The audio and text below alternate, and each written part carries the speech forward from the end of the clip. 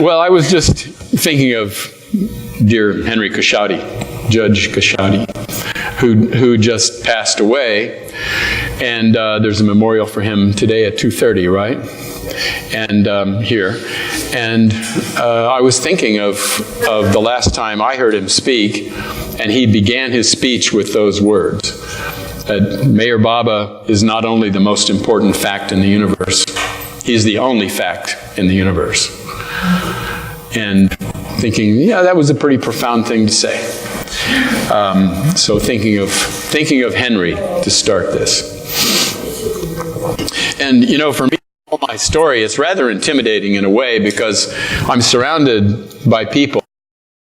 Thinking about, you know, in preparing for this, that in January it will be 50 years since I heard about Meher Baba and first visited Meher Mount.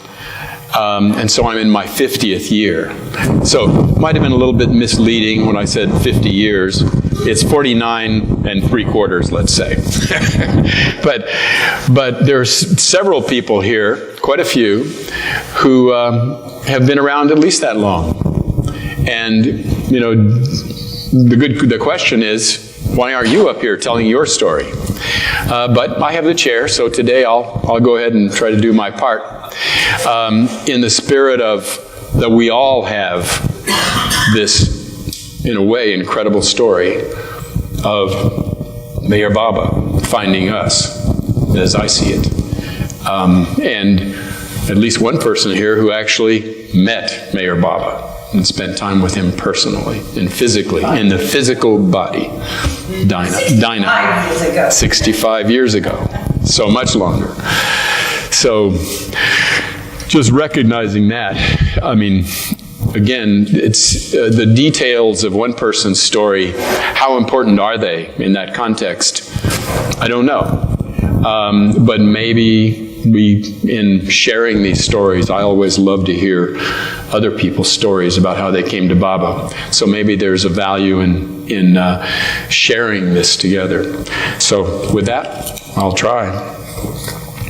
And I'll start my story in childhood, because all of us had some kind of a childhood. Can you still hear me? I feel like there's a... Okay. If anybody has a problem, let me know. Is it too high? Because it's like hitting your clothes or something. Boy. There's some feedback.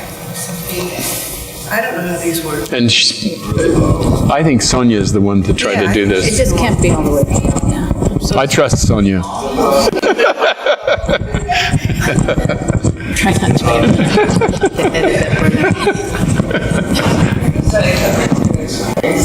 What do you think? Testing? Jai Baba? Hey. All right. Better. Okay. Best we can do, because we just have a little speakers. Okay. Yeah. The show goes on. Well, I put up the photo first of Meher Baba. That's the photo that I gave up to in 1968. But how did I get there? You know, I was raised in a household that was kind of bipolar. Sometimes we were Free Will Baptists going to church, and sometimes we were Jehovah's Witnesses. And then my mother and sister kind of settled into being Jehovah's Witnesses. I did too. I was actually baptized when I was 10 years old as a Jehovah's Witness. And I would go door to door and hand out Awake and Watchtower magazines. You know, you had to bear witness. So when I was 14, I told my mother I didn't want to do that anymore. Did not feel it, did not want to be involved in those things. And she did not fight me on the subject. And so I was done with that. From that point on, I didn't really think much about religion, spirituality, but I loved reading about the Greeks. And I would read about the Greeks, both history and the gods and goddesses and so on, and their kind of spirituality. And I would think, oh, what a terrible, dull age we live in, when gods don't walk the earth. Excuse me. But, you know, when gods don't walk the earth, the Greeks had that, as I read in the book. So I would read everything I could get my hands on about those times and about their beliefs. And I identified with it in that way of feeling that we were losers and losing out in a sense in this age, so much more dull. And anyway, so that was my feeling about spirituality in those days. But I didn't really have it put together in any sort of real concept. And then I remember when I joined the Army. I went to a community college in Porterville, California. I went to San Francisco State for a little over a semester, dropped out, joined the Army when I was 20, turning 21. And when I was in the Army, there was this pastor who called us all in, all the new recruits, and said, we want to try to get you lined up with your church in the area, basic training. And so we need to know what religion you are. So I was sitting there thinking, I don't know what religion I am, you know. I don't have a religion. And so he, went Lutheran, Jewish, Catholic, etc. And he came to me, and I said, pantheistic transcendentalist. And he said, he couldn't even pronounce it. He said, what? I don't think we have anything for you. So I sort of felt like that was my lot in life, that there wasn't really anything for me that way. And I went through the Army. I was in Heidelberg, Germany for a couple of years. Came back, moved to San Francisco, where I'd been going to school just before that. And in San Francisco, got a job as a shipping clerk, I was actually repairing electromechanical copy machines in those days. And did that for about 7 months. And I was there during the Summer of Love. 1967 was the Summer of Love in San Francisco. And I was smoking some marijuana and stuff like that, and hanging out on the edges of kind of the hippie world and watching that. There were Baba things going on in that area, but I was totally oblivious to that, wasn't aware of them at all. But I had a friend that I'd gone to school with who was in Santa Barbara, and he contacted me and said, how would you like to come to Santa Barbara and build a boat and sail around the world? And I thought, well, hey, I'm not doing anything else. I don't care about this job. Sure, why not? And I'll find something to do down there to make a living. So I moved to Santa Barbara and moved in with him and his wife and his monkey. He hadn't even told me he was getting married. But yeah, he had a monkey. He worked at the psychology department at UC Santa Barbara, and he brought a monkey home and made it a pet out of the monkey. They had the monkeys in the lab in the psychology. Anyway, so I was living with them, and I moved in December of 1967, and within a couple of weeks, I was introduced to Baba. A friend of his introduced me to another friend of his named Tim Barnhart, who is now a Sufi, lives up in the Bay and on Walnut Creek. And Tim handed me a universal message. And I looked at it, and I looked at the picture of this guy, and he was claiming to be God. And I said, my reaction was, I don't even believe in God. If there is a God, at that point, my concept was that if there is a God, it's just everything that exists. But how can you have a personal relationship with everything that exists? It's impossible. So we're still just a tiny speck on a dust mote sailing through the cosmos, and without any real meaning to it. That's how I felt. So it's not that but at the same time I felt attracted to the face, Meher Baba's face on the Universal Message. And did you want to say something? No, that was the face. Oh, and yes, that was the face. And I felt like there was some maybe faint recognition of that face. And I liked Tim. And we kept in touch. A week or two later, Tim says, "How would you like to go see Meher Mount?" And he told me a little bit about it. And I said, "Sure, why not?" And he had a car, I didn't. So he drove, and we went to Ojai, and we did a few things. Mostly, I think we went to Meher Mount first. And the gate was locked, and Agnes wasn't there. So we climbed over the fence. And this, again, was in January of '68. And we walked around the property, and I, saw how beautiful it was. And he showed me Baba's tree and the old woody station wagon that was no longer driven. The wheels were flat, that Baba had ridden in with Agnes. And we looked at Meher Mount, walked around. Then we got back in the car, drove down to Ojai, stopped at an orange grove and talked to this old Turkish guy, philosopher kind of guy just sitting out there tending his oranges. Anyway, so had a wonderful day. And then I started going to some of the Baba functions.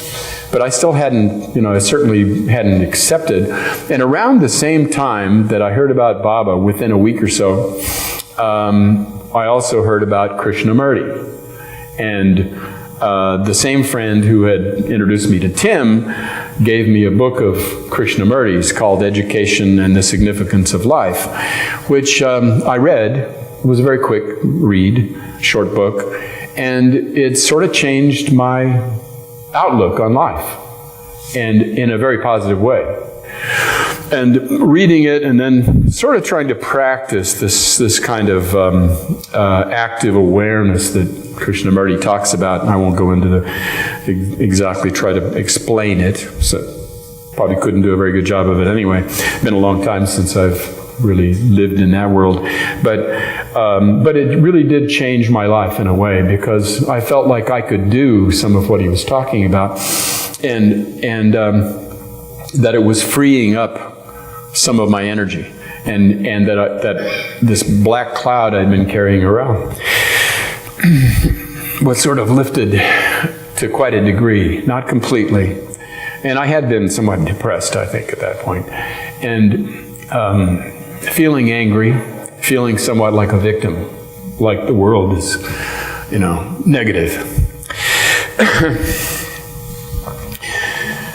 And one of the things that I got from the Krishnamurti reading was essentially, don't be a victim. Don't see yourself as, don't see myself as, and don't be caught up in the shoulds that you've assimilated from all the situations you've been in your life. So it had a fairly profound effect. So then I found out Krishnamurti was alive and living in Ojai. So I started attending his talks and met Alan Hooker, who owned the Ranch House restaurant in Ojai, which was at that time a very, very well-known restaurant that people would drive from Hollywood to go to and stuff. He died in the 90s.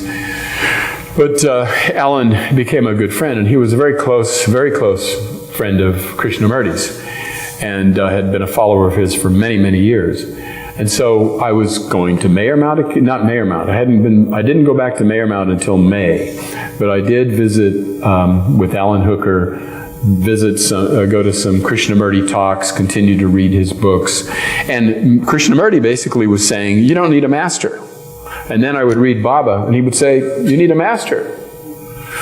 And during that time, anyway, so I had this kind of war going on in my own head about that, because Krishnamurti had a big impact on me, and yet I also had this kind of attraction to Baba people and to Baba's words. And I should tell you about my first Meher Baba meeting. Tim invited me to come, and so I went to a head shop in Isla Vista. Isla Vista is the little student community right next to UC Santa Barbara. And there were zigzag papers and pipes and, and psychedelic posters all over the place in this place. And there was Tim Owens. Some of you know Tim Owens or knew Tim Owens. And Tim was one of the mainstays of the Baba community, and at that time in Santa Barbara, but also in LA. And Tim was sitting in a rocking chair, had a big kind of walrus mustache, steel-rimmed glasses, as I recall, fairly long hair. And there was only room to sit against the wall in this little shop. And there were maybe 15 people or so. And they had just gotten a box of discourses. And so they'd opened up the box, and Tim took one of the discourses, one of the 3-volume discourses, and was reading it. And he would read a paragraph. He would rock a little bit. He would read a paragraph, and then he would say, "Heavy." And I was thinking, what is this I've gotten myself into? Who are these people, and what's really going on here? But anyway, that was my introduction to the first Baba meeting I ever went to. But I really liked the potluck lunches and dinners that they would put on. Being a hungry kid and having a lot of and liking the people. So I would go to their functions and enjoy that a lot. Anyway, to get back to Mehermount, which, anyway, I'll get to that. Agnes invited young people. Young people had been discovering Mehermount and Agnes. Ursula had been up there, Ursula Reinhardt, and others. There was a guy named Jeff Johnston who was a good friend who was at UC Santa Barbara, who was one of the first young people to find Mehermount after learning about Meher Baba. And so a fair number of people were beginning to trickle up there, and from Santa Barbara particularly, and some LA. And Agnes invited people to come up for a silence day, a special silence day. May 19th, 1968, Meher Baba asked his lovers around the world to keep silence. And so Agnes said there was going to be a silence day on May 19th, so I went. And by that time, I had gotten a job as when I first got to Santa Barbara, I drove a taxi for a couple of weeks until I got a job as a shipping clerk at the UC Santa Barbara Library. And so I was working at the library, and I was able to, spend like $150 or something to buy a little 1953 Studebaker, pink and black, 2-tone. Anyway, could barely make it up Mehermount, up that windy road. It was clearly struggling a lot. And so that day, the night before, on the 18th, and I still hadn't met Agnes, by the way, I ever met. And so anyway, drove from Highway 150 up to the top of the mountain, drove in the driveway, pulled up, to stop, and just as I stopped, this cloud of steam comes out from under the hood. Huge. And I had no idea what happened. A little investigation showed that a radiator hose had burst. But I always thought that was, in a way, kind of symbolic. Okay, you're stuck. You aren't going anywhere. We fixed that radiator hose. But looking back now, that was sort of, and that, shook and you related to me. It seems to be there. Agnes welcomed, like people, around 20 people, I think. We all brought sleeping bags along, but before that, we stayed up till midnight, told stories, and read us excerpts from books Baba books and told us stories of her time with Baba and of him coming to Meyermount and so on. Really lovely. And then we all sacked out on the lawn, sleeping bags, and got up the next day and pulled weeds in silence. And she promised us for every weed, was rooted out.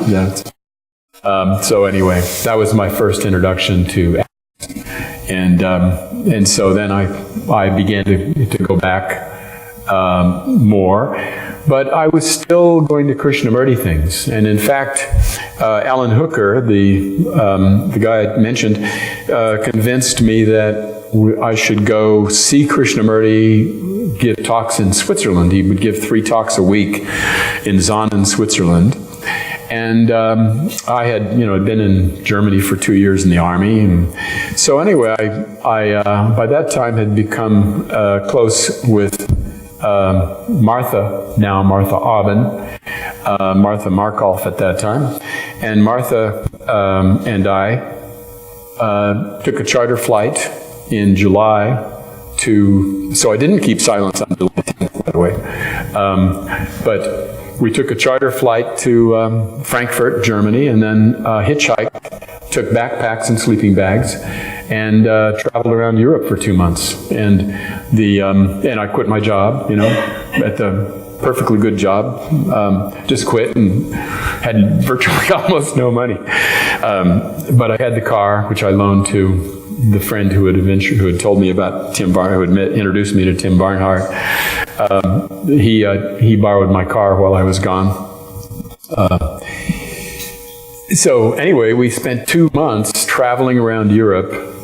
3 weeks of it was in Zanen, Switzerland, where I was attending 3 talks a week by Krishnamurti. And Alan got us invited up to Krishnamurti's chalet to talk about a school he wanted to open, which he eventually did in Ojai, a special school adapted to really teaching people more how to think, I would put it simply, than learning, etc. But again, a school, and it is still operating. But anyway, so I had those experiences. But then we were traveling around after. We hitchhiked down through France to Corsica, and then over to Italy, and then while we were traveling and hitchhiking mostly and sleeping outside quite a bit, we didn't have much money, and living very, very simply. I was reading the discourses. They were making more and more sense to me, and particularly I remember coming across this phrase that Baba used, that is the manifestation in the universe that allows God to be conscious of himself. And I thought, yeah, I can sort of see that, that. And it was like a hook. It was like another hook at that time. Obviously, conceptual. The other thing that was going on during that trip that was that I felt like I was reading the discourses and then watching some of the things that Baba was talking about sort of play out in the world as we traveled. I remembered this one day when we were hitchhiking, and we hadn't seen a car for a long time, and there weren't a lot of cars on this road, and nobody was stopping, and it was a couple hours. We were getting tired, and I thought, I want a Citroen. I've never ridden in one of those big fancy Citroens, So I want a Citroen. And it wasn't 5-10 minutes later, Citroen pulls up. And wow, look at that. I can conjure up a Citroen when I want one. Wow, this is cool. And so in the Citroen, I sit in the front, Martha sat in the back. And the guy doesn't speak any English. He also has a little dog who is in the front seat in front of me. And so we start off, and I notice he's driving fast. And this little dog starts jumping up and like this. And then I start feeling some claws in my shoulders because Martha is holding on to me because the guy's driving what we would call recklessly. And he's passing on blind curves, and he's doing, on these mountain, it was going around a lake, around a mountain in Switzerland, this was. And it was it was the wildest ride, I've been to India, so I know what wild rides are. This was a wild ride. This was a scary ride.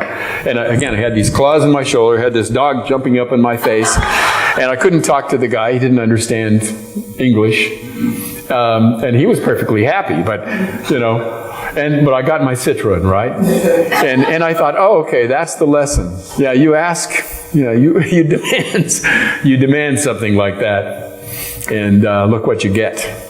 So anyway, I felt like that was a little Baba lesson for me, and I related it to Baba anyway. But, so we rode that way for about an hour. And then as soon as we could, I said, okay, we're getting out here. As soon as we got to any little town or crossroads.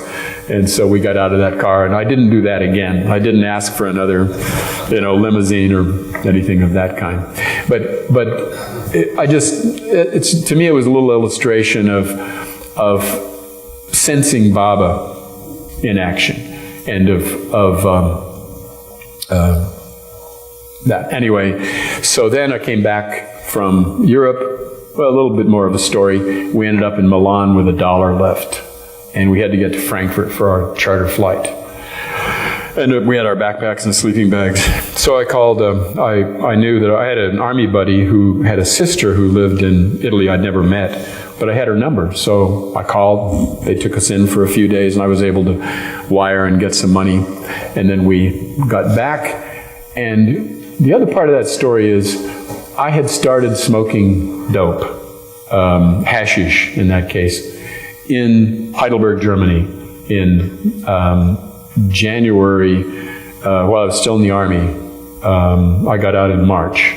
But in January, a friend who was in the Army band in Germany introduced me to hashish, and we smoked it in a pipe, and that was my introduction. And then I went back to San Francisco in the summer of love, smoked marijuana through there. But when I moved to Santa Barbara, nobody really smoked. The Baba people didn't smoke because Baba said don't, and the people I was living with didn't smoke. So I didn't either. I did drop LSD once down there, but in the spring. But anyway, when we got back to Heidelberg on our way to Frankfurt, I stayed with the same guy who had introduced me to hashish, with keeping in mind that Baba had said don't use these things. And he brings out his hash pipe, and this is a year and a half later, so we smoked, and I got sick, and that was it. I knew it's over. No more drugs. No more psychedelics. No more of that stuff. So, but it's interesting that I had to go back through that cycle where it started with him in Heidelberg, ended with him in Heidelberg, finish. And so I felt like that was a little Baba touch too. So then I came back to the States, back to Santa Barbara, and then I was thinking, by that time I was living in the, quote, Baba house in Santa Barbara with Tim Barnhart and Leslie Tejada, at that time Leslie Festine, Ron Festine, and Leslie were married, and they had rented a house, and Tim Barnhart had a room, and I had a room in this little house. And I was thinking, I'm getting too wrapped up in this Baba stuff. This could change my life. I mean, it already had, but I was saying, maybe I'll go back to my old life in San Francisco. I'll just get a job up there and move back. So I applied for a job that I was pretty sure I could get in San Francisco. And when the rejection letter came, which it did, saying, no, you don't get this job, I looked up at that picture of Baba, which was on our mantle and in the room above the fireplace, and said, okay, Baba, I give up, I'm hooked. And that's been it. that has, since then, never any doubt about him. Plenty of doubts about me, but no doubts about him. So that's, in essence, my Baba story. Of course, a few things did happen after that, but that's how. It took me 9 months, I guess, a gestation period, from the time I first heard about Baba to October of '68, when I said, okay, I give up. You got me. For whatever that's worth. Then, I still needed a job, so I became a substitute mail carrier. And I remember driving around picking up these bags of mail, and it was getting into the holiday season, so these big bags of mail, you pick them up, carry them over to this big central distribution place and all that in a truck, and I would drive it around, and I would repeat Baba's name, and say the prayers and things like that. And also by that time, Tim and I started a bookstore. A Baba bookstore in Santa Barbara. It was on De La Guerra Street, right off State. It's now part of a mall kind of thing that they've closed off the street to traffic and stuff like that. But we kept it going for a couple of years. It never broke even, but it was a little thing. And met some interesting people coming in there. Irene Holt was one of her first Baba connections, was coming to the Baba bookstore. I remember when she was still in high school. A lot of you know Irene, who lives in India now. Anyway, you can move to,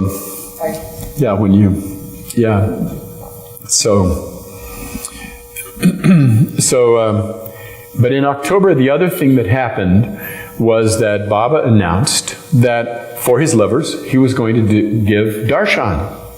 And you could come to India and be with him. And so, I thought, absolutely, I want to do that. And again, I didn't have a whole lot of money, but I guess I scraped together enough to pay for the charter flight on Air India. And Tim Barnhart, Marianne Jarman at the time, Martha Markoff at the time, we still were not married. And I drove across the country and joined the New York Society group in June of 1969 for the Great Darshan. But before that happened,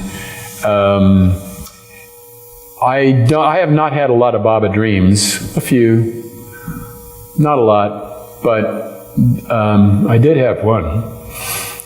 That meant a lot to me, still means a lot to me. On the night Baba died. Night here, noon there. Went to bed as usual. It was January 30. I guess that was the 30th? Yeah, it's like I had this dream in which it was as though the scene had already been going on for a while when I woke up to the scene, to being in the scene. And I was sitting in front of a desk, and on the other side was a counselor, a guy I knew he was in a way some kind of counselor. And he looked at me and said, you have a relationship with a certain man, and I have to tell you that your father has moved to another tent. What does that mean? I have no idea what that means. My father doesn't live in a tent. So that's how I took it. And then the scene shifted, and I was in a dark room with a screen, a big screen in front of me. There were other people there, I couldn't relate to them. But on the screen was flashing these incredibly vivid colors, all kinds of different wonderful colors, rich, vibrant colors, reds and violets and blues and on and on. And everyone had a word on the screen with each color. And somehow they managed to be profound and humorous at the same time. And I was laughing, I was crying, watching this screen unfold with all these incredible colors and this word, which I couldn't tell you what the word is. But there would be a word on each one. And it was just a wonderful feeling, wonderful, blissful feeling and experience, but also funny and humorous at the same time. How to explain that? And then that scene ended, and I noticed that I was walking up a path. And it was kind of dim, kind of gray, overcast, kind of brown weeds on each side. And I'm walking up this path, and I noticed that over to my right there's this little temple. Never been to India, but at that time, but it was like a ruined temple you might find beside a road and somewhere in a place like India. That's what I thought. And inside it was Baba, and he was watching me, just gazing. As I looked at him, he looked at me, and then I just kept walking, and then the dream ended. And yeah, never had almost such a feeling of bliss and peace after that. So the next morning, I get up, I tell Tim and the others about my dream. And I say, wow, what do you think it means? They had no clue either. And later in the day, Phyllis Frederick called and said, Baba dropped his body. So around the same time I was having my dream. So I guess my father moving to another tent. Anyway, that was my dream. So that did not...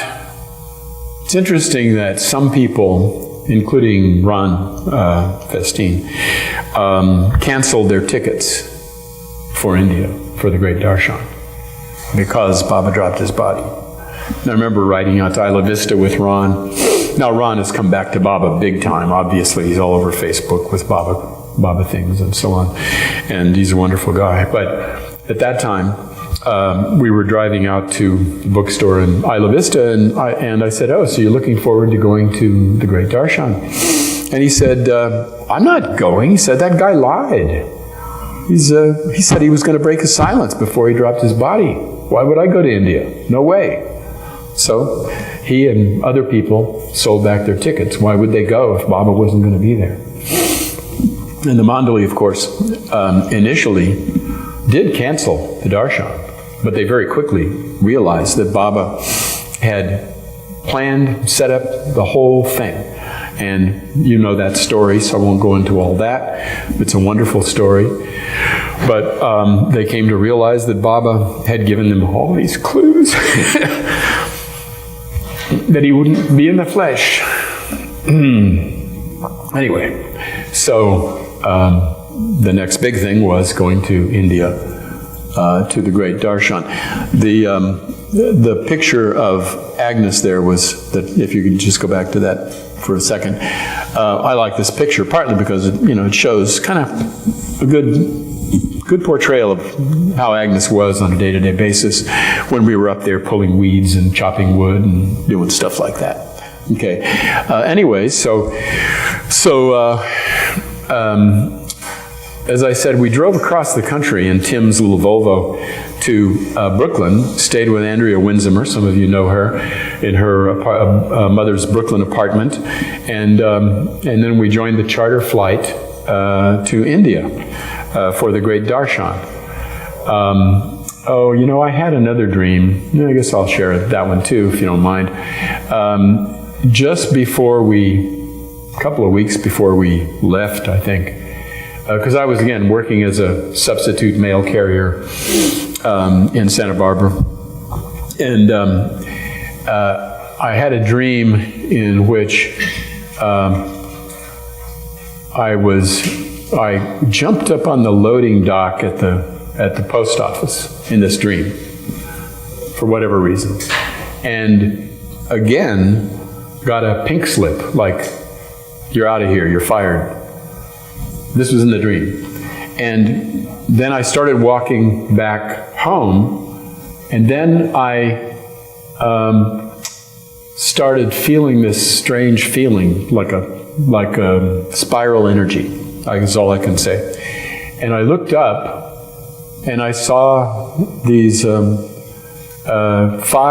stars in the sky, and they started turning like this. And then I felt like I was being lifted up in kind of this spiral energy towards these 5 stars, and there was one in the middle. That's about it. I mean, it was like, I don't know, I just kind of felt like, oh, this is something about going home, something about going to India that is related to this, but I can't explain it. But it was another one of those dreams where I felt very peaceful and blissful afterwards. So anyway, when we flew on the charter flight, it was again about 20 Californians who had missed the main California flight to India. And Phyllis was with us, and you'll see, I'll show you a photo or two of some of the people who were there. But and we were headed, obviously, for Guru Prasad, where Baba was going to be giving, or the darshan was to be held. And yes, Baba was giving his darshan in his own way. But landing in India, a lot of you have been to India, so you know. I mean, it's very different. It was quite an experience that first time, and we landed in the middle of the night and went to a hotel and had these wonderful volunteers. The volunteers for our California group were Franey and Rustam Dadachanji and Meherwan Mistry, who was a retired doctor now living in Pennsylvania, I believe, or in New York. But at that time he was in medical school or preparing for medical school. And they had given up their jobs for a couple of weeks to take care of and herd us kind of clueless Westerners around and keep us out of trouble. And they took great care of us. And I really did feel clueless. And out of place. I felt like, what am I doing here? And then especially starting to meet these wonderful people and the mandali, I really felt like, oh my God, I have no business being in this company. That's how I felt. So it was quite an experience. And, we were being engulfed with their love, their hugs. We took the train up from Victoria Station in Mumbai to Pune. And that was an experience itself. First class, but in those days that meant open windows, not air conditioning, organic air conditioning. And also it started to rain that day, just a little bit. This was June. And it was just the beginning of the monsoon, just light rains. And this train was going at times up the guts, up the cliff, up to the Deccan Plateau from Mumbai. And it was traveling at such a slow speed, like 3-4 miles an hour, at quite a bit of the time. Took quite a while. But it was, but I felt like I had this picture of Baba, and I think it was the same one we had up in the beginning, in front of me on the chair. I put one, and I felt like there was this string attached, like to my navel, and that he was just reeling it in. Pulling you in. And then the landscape changed as twilight came, because this was during the day, and twilight came, and with the light rain and stuff, and the sunset, everything turned red. The landscape was red. The dirt was red. The sky was red. Everything outside was red. It was beautiful. I have never seen anything again like that in 25 or 6 trips to India. Have not seen that experience again of that kind of red, everything turning red. But it was beautiful. And then it got to be nighttime, and with a little moisture in the air, it felt like the darkness outside was like velvet. Like you could almost reach out, almost like an Elvis painting. Reach out and stroke the velvet. So it was just a special experience. And then we showed up at the platform in Pune, and there are people like Baba's brother Jal to hug you, and Adi K. Irani, and these people, some of whom I had never met before, most of them, and of course, most of the mandali I hadn't met.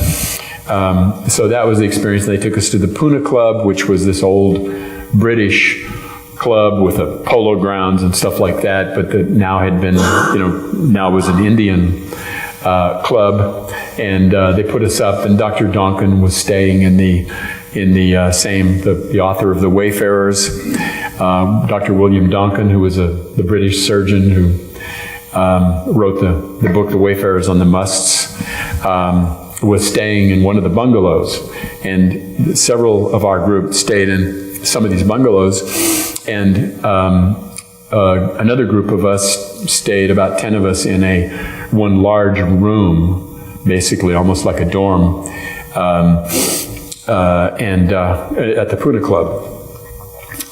It's interesting that many years later, I learned something about Dr. Donkin. I was told by somebody who was there at the time, living there, and a resident, that, and confirmed by Bao later, because I asked him about it, that we would go to Guru Prasad in the morning for the program, and Dr. Donkin would clean or re-clean our toilets and bathrooms personally, even though the servants had already been in to do that. But he absolutely wanted to make sure that nobody got sick. And he was, and Bao, when I asked Bao about it a few years ago, before Bao died, and Bao said, yes, I'm sure he did. He said that's the kind of thing he remembered Baba having him and Donkin hide behind the bushes when Baba would have group gatherings sometimes. And as people would use toilets, they would be waiting in the bushes, and as soon as the person came out, they would rush in and clean it for the next person and get it ready. And he said, so, doesn't surprise me at all. And the other thing about Dr. Donkin was that Agnes had told me that he liked cigars. He smoked cigars. So I took a few. I occasionally would smoke a cigar. Couldn't afford very many. But I took him like 4, 5, 6, I can't remember, and pretty good ones. And so in one evening, Tim Barnhart and I walked over to his bungalow, and he was sitting on his front porch there at the Pune Club. And I said, introduced myself and said, Agnes told me that you like cigars, and I brought these for you.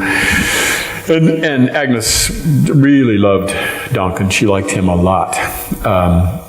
But anyway, he said, oh, great. He said, all I can get here are these, I call them stinkers, these Indian cigars. So he had us all smoke a cigar together. So I got to smoke a cigar. He died later that year, just within a few months after that, actually. He died. But he was still, amazing. We just had it was a simple talk. We talked about the weather, and he showed us some maps of the places they had traveled to. That was about it. But anyway, Guru Prasad, when we went there the first day, and this is the hall, and Dinah, you'll recognize this photo. Did she leave? Oh, she's missing it. This was Dinah's photograph that I think we bought in an auction here. So we showed up the first day. Yeah, that's somebody showing up right there. And And then the women, if you want to show the next one, I believe is... That's Sam. Can we appreciate your outfit a little bit? do what? Your outfit. Are you going to critique my outfit there? Yes, our volunteers took us to this shop where they would make clothes for you. And some people didn't even have their money with them, and they just said, oh, no problem, come back and pay us tomorrow, kind of thing, in Pune. Pune was a very different city in those days. I remember dirt roads, I think. It's like, just very simple compared to what it is today. And Mahatma Gandhi Road was where the action was. And so a lot of us bought these pajama type, had them made, pajama type clothes and stuff. So, but the first day we show up, we all get off the buses. There are, 250 Westerners, something like that. And about 20 of us from California, as I said. And the women first were there to greet us. And these are the women mandali, a lot of them. I don't know that we need to. You know who they are. So you can go to the next one. And these are the men mandali, the ones who were at Guru Prasad at that time. What a crew, huh? Both those crews. Pretty amazing. And this is Mani, Baba's sister, of course, Mani Esarani, who became chairman of the trust after Baba dropped his body. And this is Erich Jesawala. And I'll stop and tell one story that Erich told us years later, but still Erich, in Mandali Hall. He was, that had stayed with me. He said that at one point, Baba asked him, Erich, you never let people take your photograph. Why not? Baba's asking in this. And Erich says, oh, I don't know, Baba. I just don't like. And Baba said, to not like is also to like. And he said, so since then, I just say, you want to take a photograph, go ahead. So here I am taking a photograph.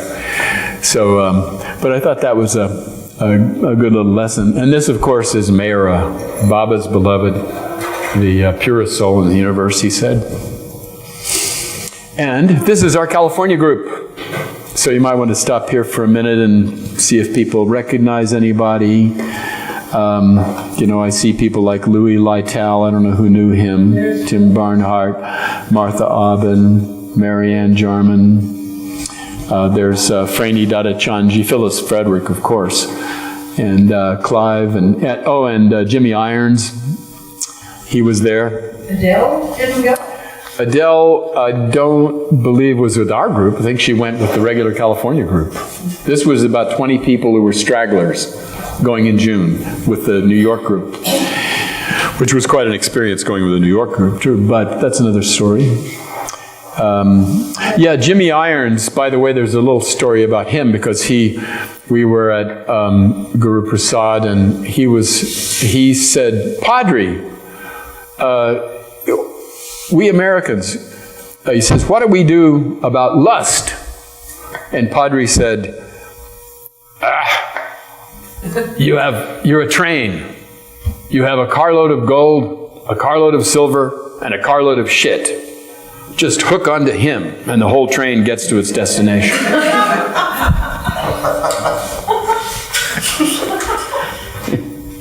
So we had experience, but that was Padre for you, one of the mandali.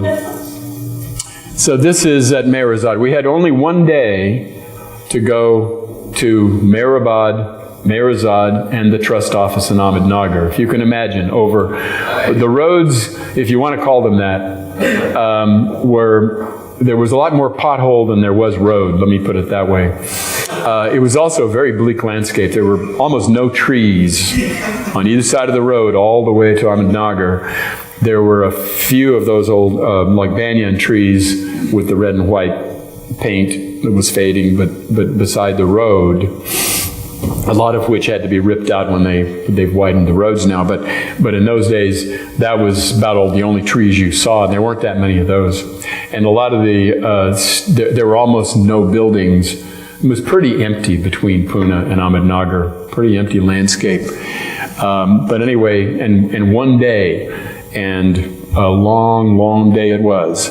But we cooled our feet in the little pool at MeherBabaLibrary, which is this. And these are some of the New Yorkers as well as Californians. And then we went, we also went up Seclusion Hill, and we went to the tomb, and we got to go inside. And that's Rustam Dadachanji, one of our key volunteers, who was herding us around. But that's what the tomb looked like in those days. Again, pretty bleak around there. And then we met Mohammed the Must, and Julie, I forget her last name, but she played violin, had gone to Juilliard. She played Begin the Begin for Mohammed. And Adi was there to kind of interpret what Mohammed was saying. And after she played Begin the Begin beautifully, and everybody was crowded around. So then we also went to the trust compound, and Adi K. Arani gave a talk, and we also went to Sarosh Canteen, where we had tea. And then we drove back to, not yet, then we drove back to Pune. But the trip back to Pune was one of my most memorable parts, in a way, of the darshan, because it was raining. It was late at night, 10 o'clock or so. It was dark over those potholes, and you were trying to rest. And the twins were on our bus, as well as Mayor One Mystery. And the three of them were trying to entertain everybody, keep everybody in good spirits. Because it had been a long day. We had started early in the morning on these awful roads and one thing after another that you could hardly take it all in. If you can imagine going to MeherBabaLibrary, Trust Compound, getting an hour or so long talk by Adi worked in there too. And then there we are coming back home, and we get near, back to Pune, and we get near the Guru Prasad. And as we drive by Guru Prasad, the outer walls, which are a couple hundred yards or so from the building where the mandali were staying, the women mandali are standing outside the wall on the roadside in the rain with umbrellas, but it's raining. And we didn't know cell phones in those days. Nobody could have known what time we were getting back. They had no telling how long they had been waiting there. Maybe an hour, maybe longer. Including Mara, Bonnie, all of them, the women, just to wave at us as we ran.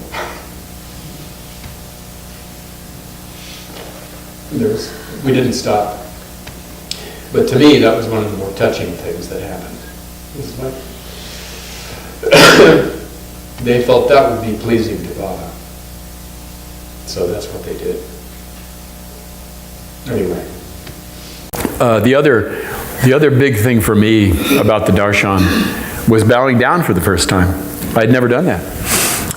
The first day when we showed up at Guru Prasad, it was a wonderful program, the talks, the music, everything, dancing.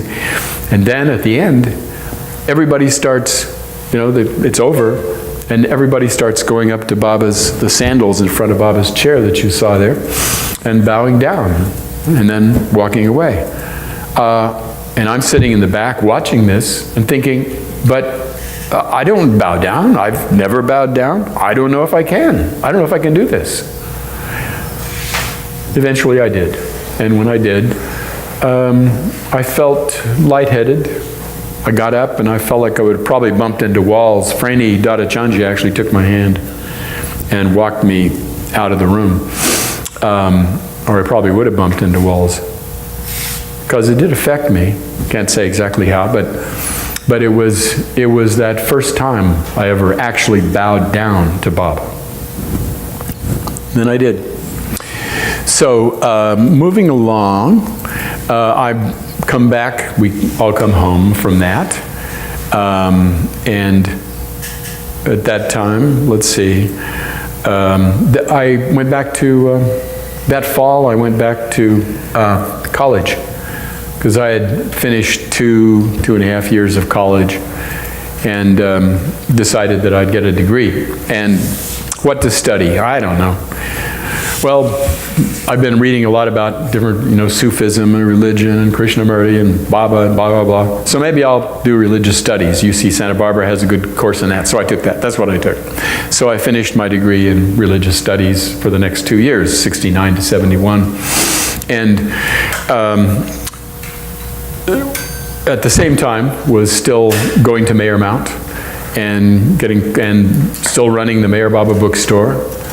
And in 1970, Adi and Mayor G came to Southern California, to Los Angeles, and they had both been at Mayor Mount with Baba in 1956, and they spoke at Royce Hall at UCLA while they were here. And that was quite an experience too. Got a good audience, but it was kind of like a public talk. And a lot of you must have, who was there at Royce Hall, UCLA, when Adi and Mayor G spoke? Oh, John.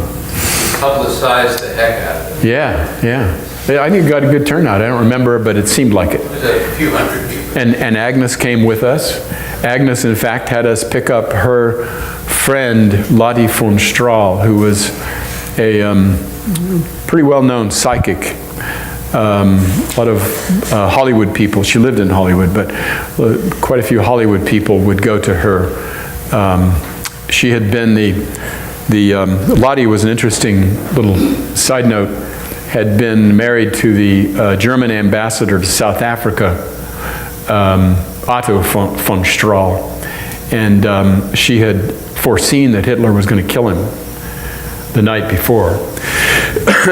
It was to happen. He had been called back to Germany specifically because he was part of the old guard that Hitler was getting rid of. And so she got them out of there. And they escaped and got here with nothing.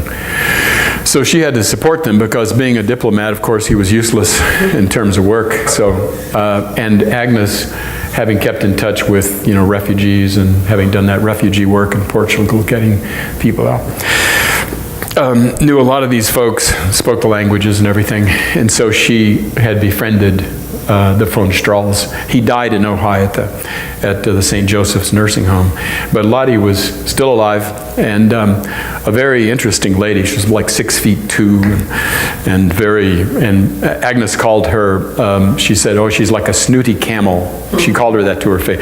Kameelchen, she would call her to her face. She had kind of a big nose, and she was Dutch actually by birth, and had been trained by a group of Dutch physicians and psychologists to sit across the room from somebody and diagnose their illness by taking on their symptoms and describing them to the doctors, and became apparently very good at that. But then she, as a diplomat's wife, she didn't have to do that anymore. But when she came to this country, she had to utilize her clairvoyance to make a living for them, because he, again, was useless. So anyway,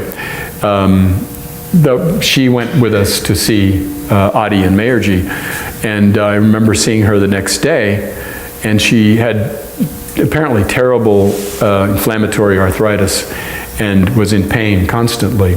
And she said that was the best night's sleep afterwards that she had had. She also said that Adi's aura filled the whole auditorium, that she sensed that, and that this was one of the more peaceful, maybe the most peaceful crowd in terms of, she said, usually you'll see some disturbances here and there in a group like this, in crowds in an auditorium.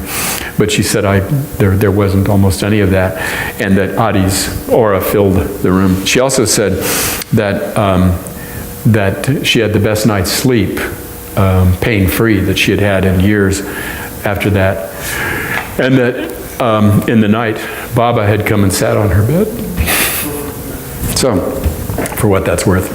But just an interesting side note, some of those interesting people that Agnes knew that she kept in touch with, partly who had been refugees and stuff. So back to my life. Mayor Mount continued to be a big part, going up there on weekends, chopping wood, pulling weeds, whatever work needed to be done.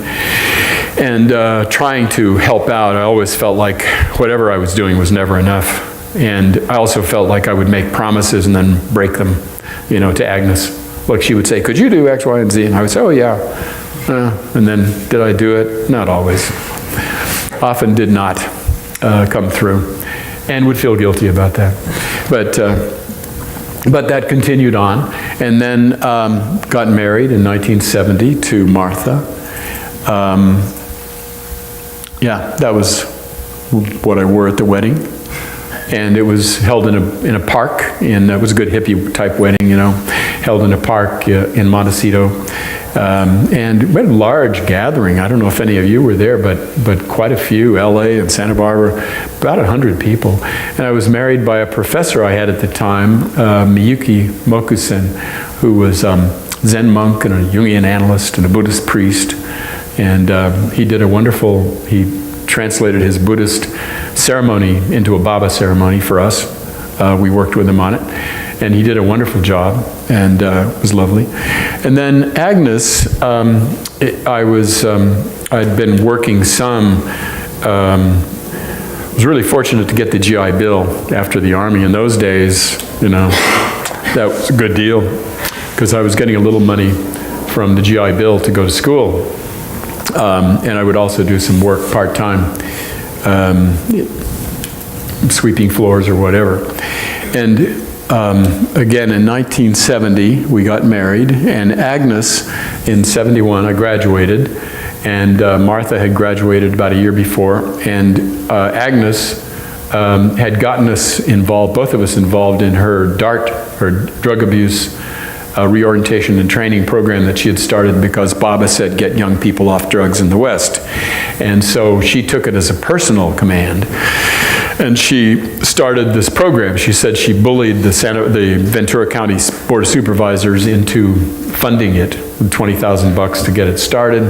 And then they gave her some more, and it kept going for a couple of years.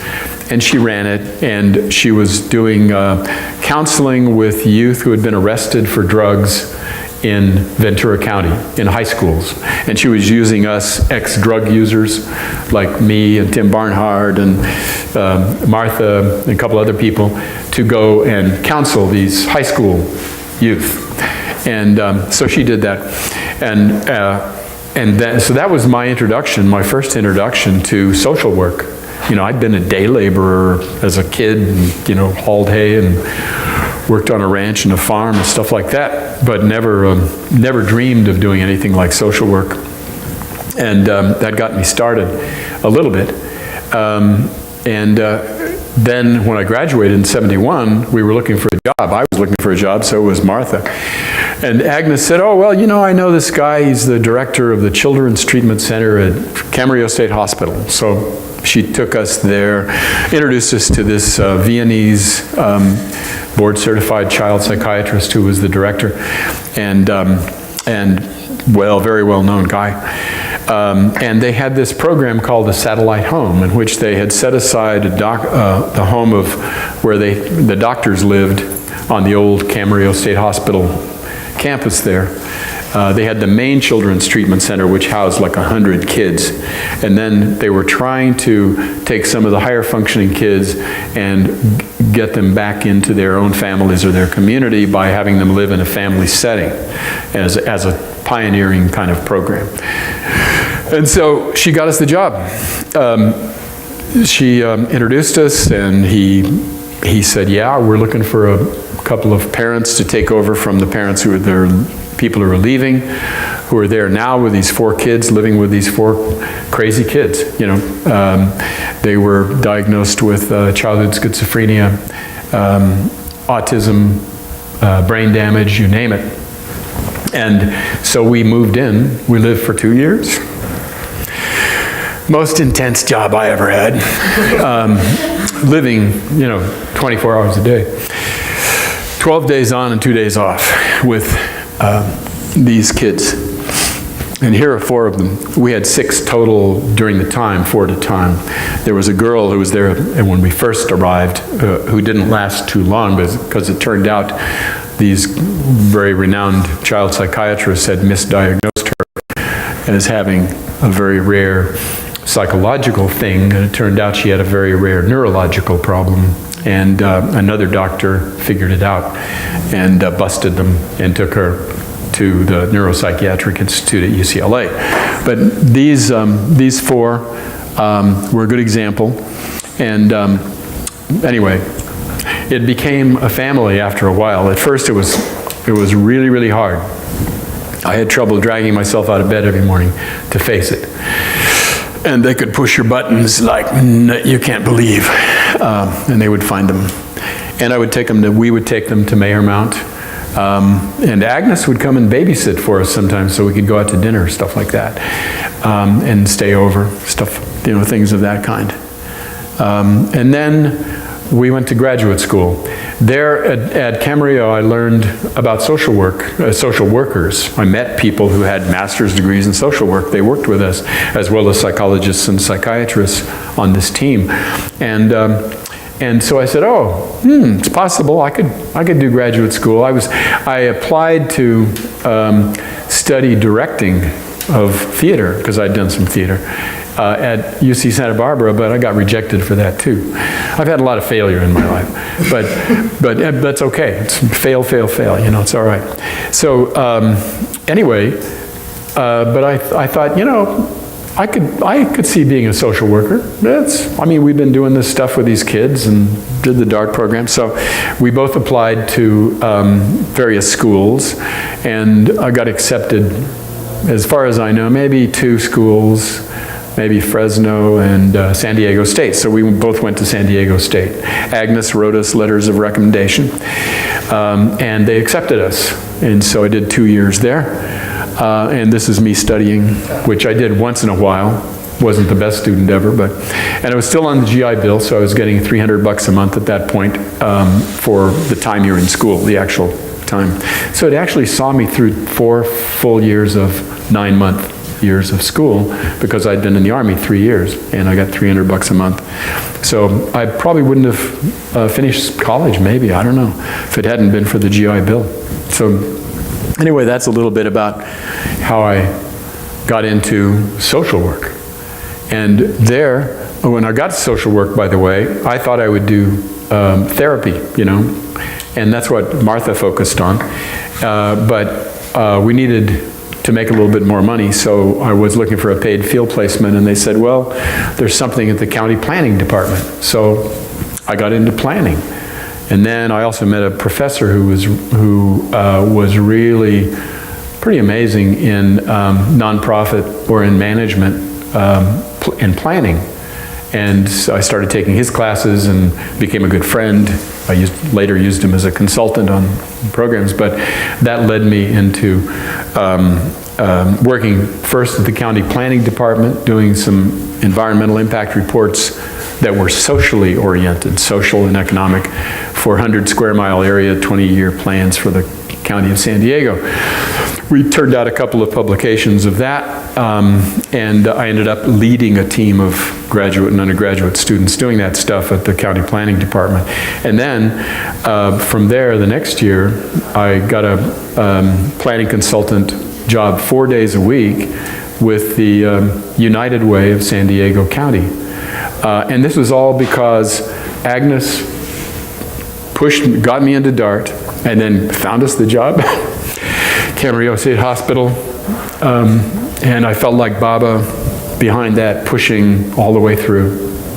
And when I graduated, or was about to graduate from graduate school, I applied for this position that was just opening up, a new area agency. I've been working with an aging task force in San Diego County, made up of some agency heads and academics and various people who were studying the problems of aging and how to get services to older people and stuff for the city, county, and United Way. And I was learning a lot I was writing a lot of minutes for committee meetings for the United Way, and writing the reports for these people who would stand up and give the report, stuff like that. While I was there, had a good experience. And so when I was looking for a job when I got out, and they were opening up, I wanted to go back to Santa Barbara, and they were opening up a new area agency on aging in Santa Barbara, a nonprofit, and I applied to be the executive director. what did I know about being an executive director? And I didn't get it. But it's interesting that the new executive director called me for an interview for the chief planner job.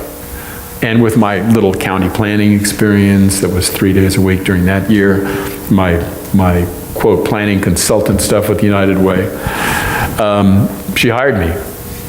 And so I moved to Santa Barbara, and Martha got a job working with developmental disabilities in the regional center in Oxnard. So we moved to Carpinteria, and so I got in the aging field, which I stayed in the rest of my career. I was there 3 years. At the end of that time, the marriage was sort of coming apart, but also I really was kind of antsy. I was deputy director by that time, but I was kind of antsy to run an organization. I felt like I wanted to try that. And so I applied for this job in Long Beach. It was just starting another startup, nonprofit social service agency called Senior Care Action Network. Well, that's what it got to be called. And was hired as executive director in 1978, moved down there, moved to Long Beach, and then, and that's me in 79, shortly after we moved down there. And I shaved my beard at that point. And anyway, did that for 25 years.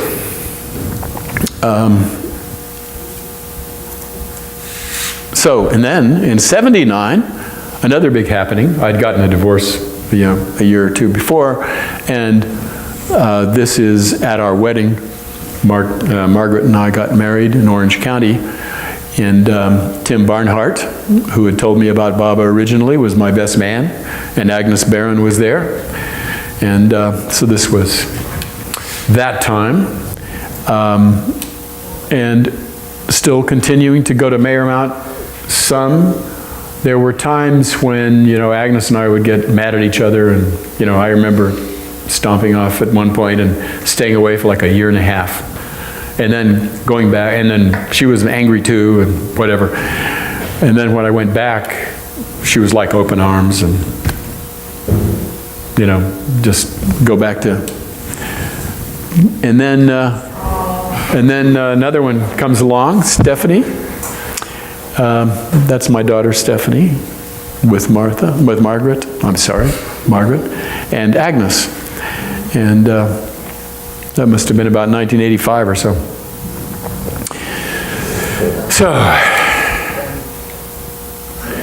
So then a lot of, my career was going on. SCAN was growing. We started doing this social HMO thing, which was really big, and it went from just me. Actually, when I was hired, there was a half-time transportation coordinator, but it was doing services for seniors, social services. And then in '81, I started working on this new program called the Social HMO, which was going to be done in 4 places in the country. It was a federal demonstration. They were looking for local organizations to run them, and they wanted one in California. They already had 3 others picked. So we were up against some pretty stiff competition, but we wrote a great proposal and got it for Long Beach, even though we had no business doing a program of this size and complexity at that time, which brought in medical care as well as social work into this little nonprofit, which eventually grew, by the way, to be 640 employees from just me. By the time I retired in 2002, and grew in revenue to $500 million a year. So a lot of growth in that time. And we kept, but the thing I'm proudest of is that we kept 20,000 frail seniors out of nursing homes by providing community-based services and in-home services. And it was the most comprehensive, I'm convinced, senior benefit plan in the country. It ended in a couple of years after I retired. they were phasing it out, and they were starting to phase it out already. But we kept it alive for 18 years. It was originally a 3.5-year demonstration, and we kept going back to Congress and got 6 acts of Congress, so I had to become a lobbyist as well. So anyway, in 1985, there was a major fire at Meyermount, and it's pretty landmark. This is the chimney of the guest house that Baba sat in when he was there in 1956, and it's still there. This was the Woody station wagon that Agnes drove Baba to Meyermount in 1956, August 2nd. And this is a week after the fire. It started on a Monday, and we were up on the following weekend, and I took this picture of a fireman with a hose aimed at Baba's tree. And this was Baba's tree, still burning. The rest of the fire had gone out. The tree was still burning a week later. And this is what it looked like after that. You can still see wisps of smoke. And that big limb had fallen in the fire where it had burned out. And since it was a honey tree, it was weak inside, so now you see there's a kind of a cave inside the trunk of the tree if you walk around it. And we swore it was dead. This is the tree that was dead and yet lives. And there it is, a couple of years ago. Yeah. And these were some of the sweethearts who hung around with Agnes. Charles Christian, Rusty Bostwick. Anybody here know Rusty back in the day? He died in the 90s. Bob Hazard. Adi and Mayerji spoke at the Hazard, Bob and Maureen. Maureen, everybody knows Maureen. Layman now, but she was Maureen Hazard in those days. And they had a farm in Montecito where Adi and Mayerji spoke in 1970 when they came as well. Anyway, that was about 1986. And then Agnes would come and visit us at our home occasionally, and she would often, several times, come for Christmas. And this was one of those Christmases. We would kind of take in people who didn't have anywhere else to go, Jews, for example, who don't celebrate Christmas, or anybody else who didn't, and that we knew about, and who didn't have a place to go on Christmas. We would invite them over, and I'd usually cook a turkey, and we would have that. So a lot of interesting old friends. This is the memorial to Agnes's passing, July 5, 1994. She died. Yep, getting close. And who is this guy? I don't know. That was one of my, probably a little touched, little cleaned up executive photographs from the late 90s at Scan. You had to do a lot of PR. Yeah, I did. I had to do a lot. And this thing happened with the LA Baba Center. There was the only time this center has ever held they used to do Fly to India sweepstakes. Well, this one year they decided, why don't we do a round the world sweepstakes that is a pilgrimage to all the sites that Baba visited, the major sites that Baba visited around the world. It's the only time they ever did it. And I wasn't aware of this, but they sold tickets. Was it at the Sahabas or someplace? Probably. But anyway, the first thing I knew about this was that I'd been on a business trip or something. I came back, and there were these messages I was getting on the phone and stuff from people saying, "Hey Sam, congratulations, man! You won the raffle, man! I'm so jealous." Well, stuff like that. And I get several of these messages, and I'm thinking, what? I didn't even sign up for a raffle. I didn't buy a ticket. I know nothing about this. And then Margaret says, "Oh, yeah, I bought tickets, and your name is shorter, so I put your name on it." Thank you, Margaret. So then I think, oh, it's the Fly to India thing. So, we can afford to fly to India. This is, somebody else we should give that back and let somebody else to pull another ticket. And then somebody said, no, this is not Fly to India. This is round the world. This is all Baba's stops, or major stops. oh. And then it felt like Baba tapping me on the shoulder saying, all of us really, and obviously Margaret was in on this too, that you should do this, that this is a message. So we did.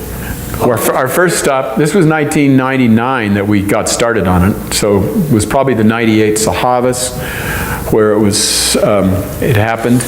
And there was a dollar limit, so we took the dollar limit from the center, and then we just funded the rest ourselves. But our first stop was, but we never would have done it had it not been for this raffle. I'm sorry? We broke it up. We broke it up. Yeah, it wasn't one trip. But our first stop was Australia. This is Avatar's abode. These are the sandals at Avatar's abode in Australia.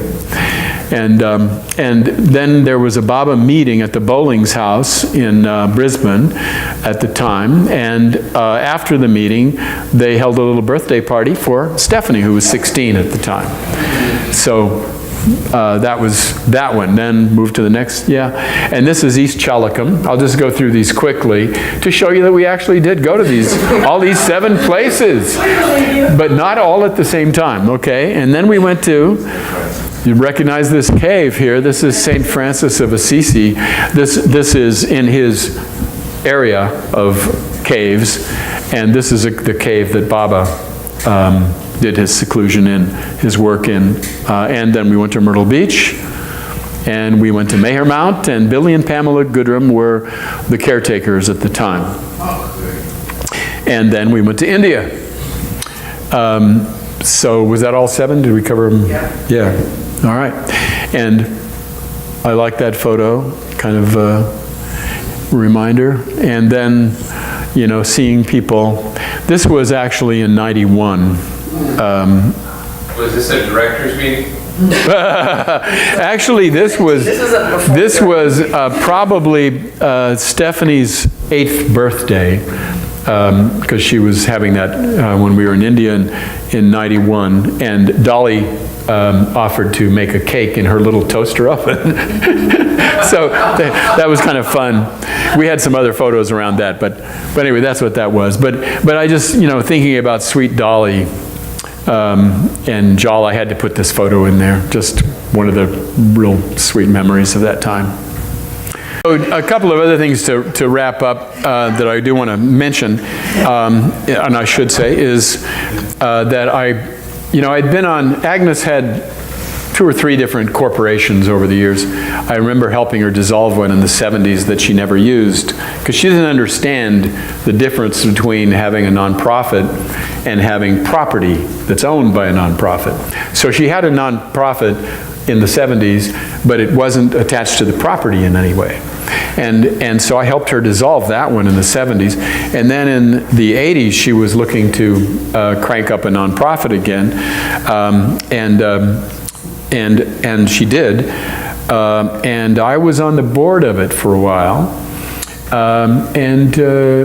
She fired me along with Rusty. She called me, she actually had Bing call me and tell me that Agnes would like me to resign from the board. So I did. So I probably stayed away again for another year or so. But eventually she asked me to come back later. That's a long story of how that came about.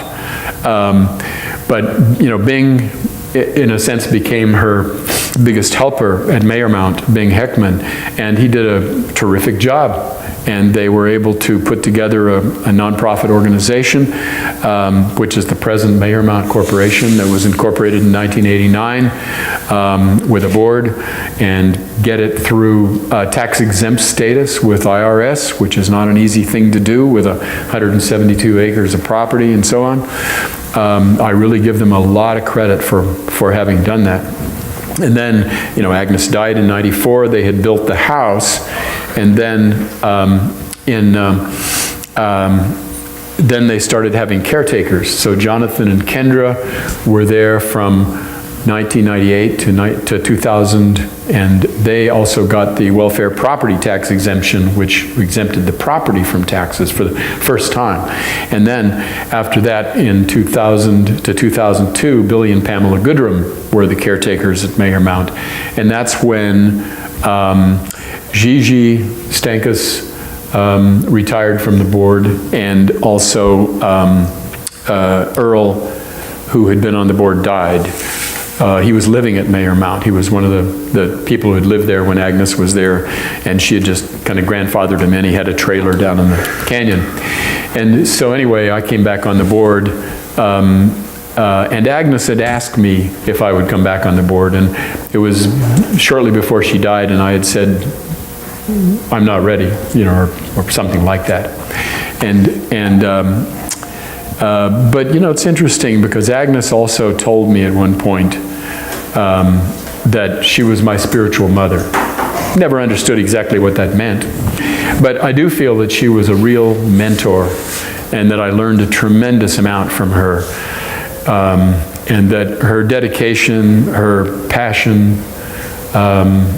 She said to Baba once, she had had an altercation with somebody, and she went to Baba and said, Baba, you say you have to love everyone. Well, I can't love everyone. What am I going to do about it? And Baba said, Agnes, you love everybody. You just don't like everybody. And she said, okay, I can do that. So, but she was she would just, off the top of her head, say whatever was on her mind. There was almost no filter. And it could be, a lot of people were really turned off by that because she could badmouth people that you liked, and she could be hard to be around. And she was always challenging. But if somebody was down and out, there's nobody I've ever met who would do more for them than Agnes would. She would go way out of her way to assist somebody who was hurting. And I have a lot of stories around that, but this isn't about Agnes, today. I'd love to come back and do that story sometime, but again. And one of her favorite Baba quotes, maybe her favorite, was, "One is." Just the one is, just the oneness. And the other quote, I remember she would always read, when we would go up there almost every time, she had Maud Kennedy's little book of the unstruck music of Meher Baba, and there was a quote for every day of the year that Maud Kennedy had put together from various Baba books. And she read this one saying, "I am eternal in nature and infinite in resources." And then on that occasion, she looked at us and said, "Now there's a mantra for you." And I thought, yeah, it is like a mantra. Because, it reminds us that we limit ourselves. That Baba says, your essence is unlimited, yourself. And he says the self is eternal in nature and infinite in resources. But we limit ourselves. And so it is like a mantra. And so that's one of the things, too, that has stayed with me about that. And then, can I tell you one more story about how did I get to be president of the board? Humiliating, but it's okay. We were at a board meeting, and I got sick. I'd been on the board now a year. I came back in 2002. I got on the board again, and I got sick. I had a number of times since the mid-90s, I had had dizzy spells. So dizzy that I would fall down and crawl to the bathroom to throw up, sort of thing. And the whole room would spin, and I couldn't stand up. Absolutely couldn't. And they were really horrible.